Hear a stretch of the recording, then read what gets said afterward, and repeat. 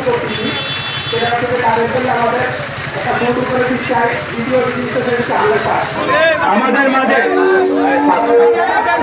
আমরা সবাই রীতিবদ্ধভাবে দাঁড়াই।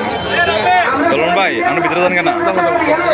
আমাদের সবার একটাই দাবি, আমরা নিরাপদ সড়ক চাই। গত দুদিন আগে যে আমার এক ছোট ভাই মারা গেল, এটা আমাদের সকলেরই ছোট ভাই, এটার জন্য আমরা মর্মাহত।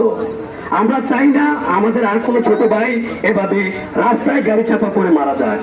যেহেতু আমাদের চান্দিনা উপজেলা এবং দেবিদ্বার উপজেলার দুজন এমপি মহোদয় তরুণ, তাই আমরা ভবিষ্যতে কোনো তরুণ ভাইদেরকে আর হারাতে চাই না। ভবিষ্যতের স্বার্থে, আগামী বাংলাদেশের প্রজন্মের স্বার্থে আমাদেরকে অবশ্যই আমাদের সড়কে নিরাপত্তা নিশ্চিত করতে হবে, বিশেষ করে শিক্ষার্থীদের নিরাপত্তা নিশ্চিত করতে হবে।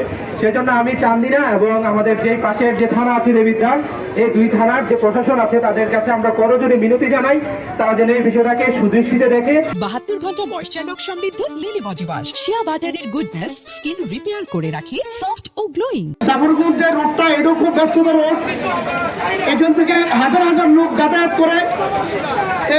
এইখানে অনেক দুর্ঘটনা ঘটেছে। এই পর্যন্ত কিছুদিন আগে একটি ছেলে দুর্ঘটনা ঘটেছে।